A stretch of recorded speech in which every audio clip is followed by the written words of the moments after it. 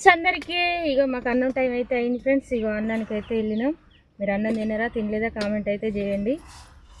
ఇగో మా ఏం కూర అంటే ఈరోజు మునక్కాయ పప్పు చారు నా ఫేవరెట్.